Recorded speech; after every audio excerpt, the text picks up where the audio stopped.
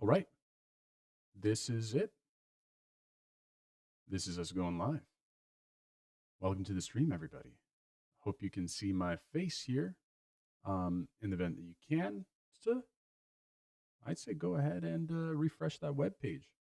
But here we are. As the title states, for this video, what have we got going on? A lot of crazy stuff, I promise.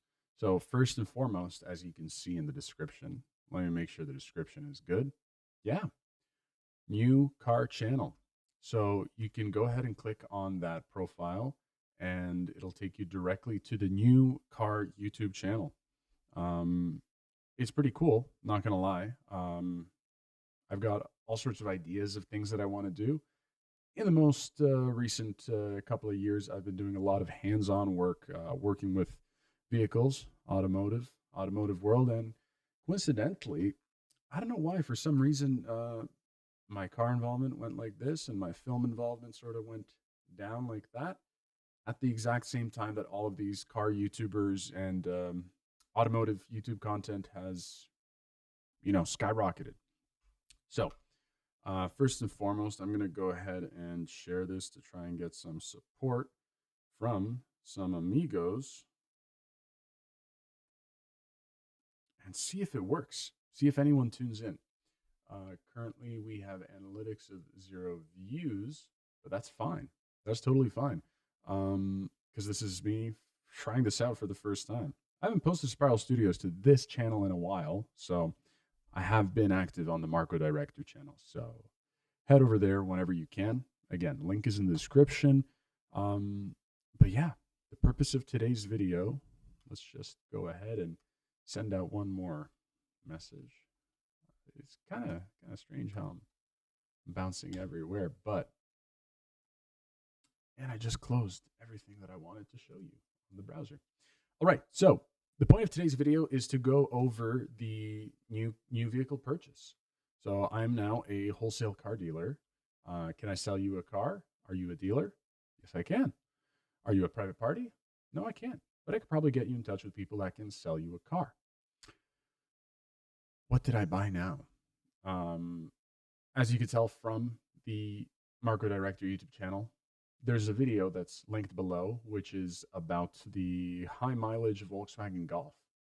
That's an interesting vehicle that I bought, primarily because of the mileage that it has on it. That's the only reason I bought it, and also the challenge that was posed in that video was actually the source of the vehicle was from a dealership that basically drained all the fluids from it about 7 years ago. And the vehicle just sat on that showroom for 7 years without fluids. A fire in the Bronx. That's literally how I sound right now, repeating my thoughts, but getting used to it. Um, anyways, as you can see in the first video, we posed the question, can we revive it? Can we start it? Well, got to watch the videos to find out. I'll give you a hint. It rolls coal. Anyways, that's not the only diesel car that I bought. Does the vehicle have a turbo? The Volkswagen Golf does have a turbo. It's a turbo diesel. I actually have now under the dealership lot, I have 3 diesel cars. I don't know what's this trend, this pattern. I guess I like these cars. So let's take a look at the new vehicle purchase. So I've recently been interested in towing a lot greater capacities, more than what my current Eco Diesel can tow, which is I think about 9,000 pounds. But I just don't feel too comfortable towing that amount, just because I know that the gross weight limit and stuff aren't too great on the Eco Diesel or the 1500 Ram. So in order to tow bigger things, such as I don't know, maybe 10,000 pound boats, I'd need something way bigger. So if you look on the screen, you could see here I just bought this 2004 Ford Super Duty F250. And it's funny because on the first attempt at saying this, I was going to say 2000 Ford, which is a nice, catchy slogan. Maybe that's what the thumbnail title will be, 2000 Ford. So this is it in all its beauty. It's an 8-cylinder 6.0 liter diesel engine. From what I understand, it runs. From what I understand, it drives. What condition is it really in? I don't know. But the fact that there's steps, if you can't really tell, maybe in this image, maybe here I could pull it up for you. The fact that there's steps here, it really intrigues me. Just because, from my experience of other vehicles, which I legally cannot talk about, the rockers rust out completely here in like no time, and it's just a nightmare. But man, this car's got some. Okay, we got a little bit of rust, it appears there. We'll look into the Carfax later. But it looks okay. Going through the photos, interior isn't completely trashed up, as they typically are with this aged car and mileage when you're in the used vehicle market. Okay. Engine has an idle. There's no check engine light, which surprises me unless it's like somewhere else on the dash. I don't think it is. Tires. Okay, let's look at the frame here. Oh no, is that a... I don't know what that is. I'm gonna have to bring some attention to that just because it spooked me out a bit. And let me fix my microphone. It was sort of down a bit, so I hope you guys caught it. But look at more photos. Leaf spring suspension. That's what this carpet's pretty clean, if I may say so myself. I completely ignored this radio. I don't know what kind of radio this is. It looks okay. Oh, it's an Android unit. There is a chance that this has CarPlay in it. That's good to know. AC. There's an option for AC. I think they're supposed to disclose if the AC doesn't work. And this is for the brakes. This is the main thing that I was looking for in the event that I wanted to tow. Why is the video frozen? Also echo. Is there actually an echo? Oh, darn. How do I get rid of the echo? I can't even tell there's an echo. Test 1. Okay. I think I can fix this echo in 2 seconds. If I click here, advanced audio properties. Oh. Monitor off. There we go. I think I fixed the echo. Echo fixed. Anyways, looking down here, darn, was that echo really that bad? Look at the bottom, we have the trailer brake controller, which is almost yeah, I guess that echo really was that bad. Oh man, let me text my friends because I think I have friends here that are watching it. Echo fixed.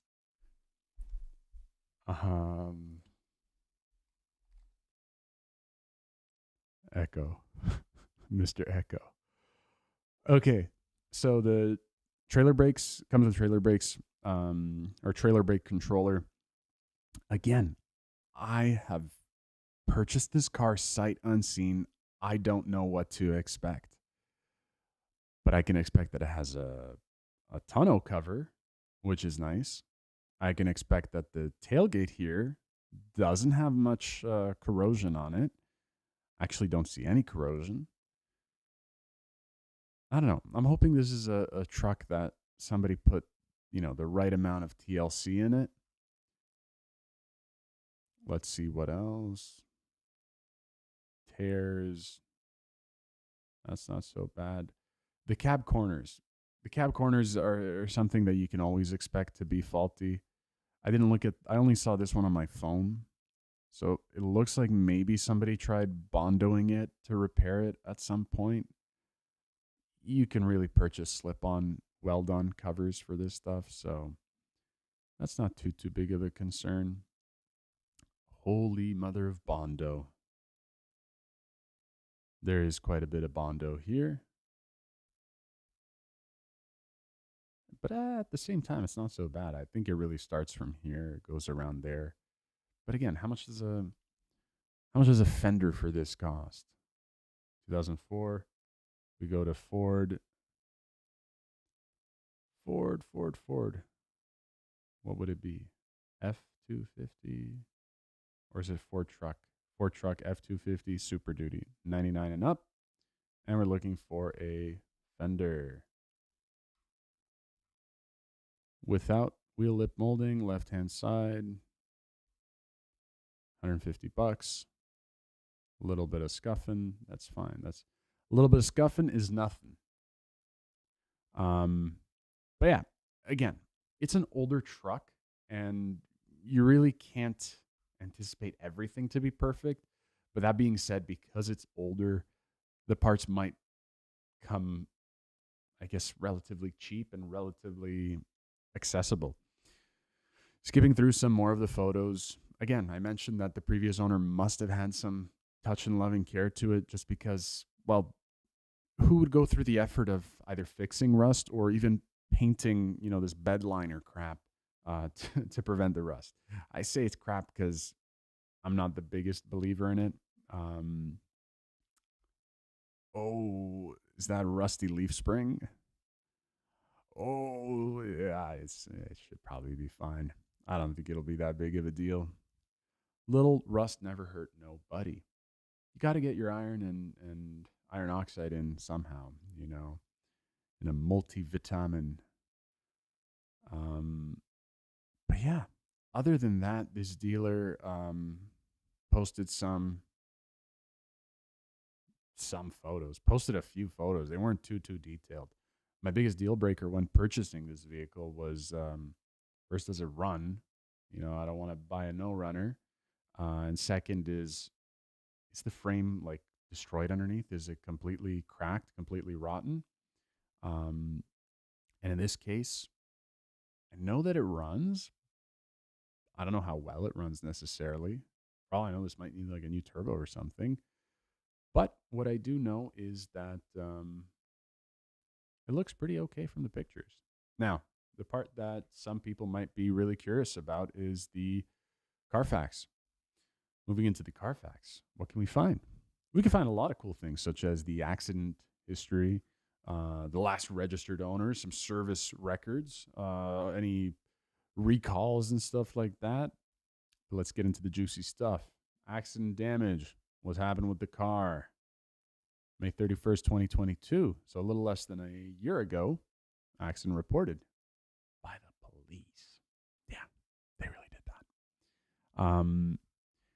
And then service records. There are, for some reason, I thought there were a lot more. It's the registration that gives us a lot of records. But yeah, for the service records, we can see that the oil was changed this year at one point. Whoa. Yeah. Detailed history. First registered owner, January 29, 2004. And most recent registry was on September 27th, 2022. Now, when do I get this vehicle? This vehicle was purchased through the auction site TradeRev. Typically, I'd be picking this up from the dealer directly. However, in this case, the dealer has opted, due to, I guess, the volume of sales, opted to become a TradeRev direct seller. What does that mean? Basically, it means I can't go to their dealership to pick up the car, but rather I have to have the car picked up by a tow truck and delivered directly here to me in Toronto. Or I could pick it up from the local Windsor auction house. Yeah, the car's in Windsor. So what am I going to have to do? I'm going to have to go all the way to almost Detroit to pick up this car. The real adventure will be getting it back home, because I don't know if this car is, let's say, highway ready, if I could drive it on the roads, if it even can move under its own will. It should. But that being said, it might be an adventure. Windsor is not too far from Toronto. about a 3.5 hour drive, I believe, or 3 hours and 45 minutes, what I gathered from Google Maps. So that'll probably be about like a full day's worth of an adventure. And I don't have too much time. So, too much time. That being today, it is Tuesday. I have to be places on the 20th. From the 21st to the 31st, I will be away from the cameras and computers. Who knows? Maybe I get it this week. Maybe I don't. I really hope to get it this week. Um, yeah, I'd love to pull some big things with it. Why did I switch? I could have switched to this big scene. I would have loved to. Oh, and I could even zoom in on my face. There we go. Yeah.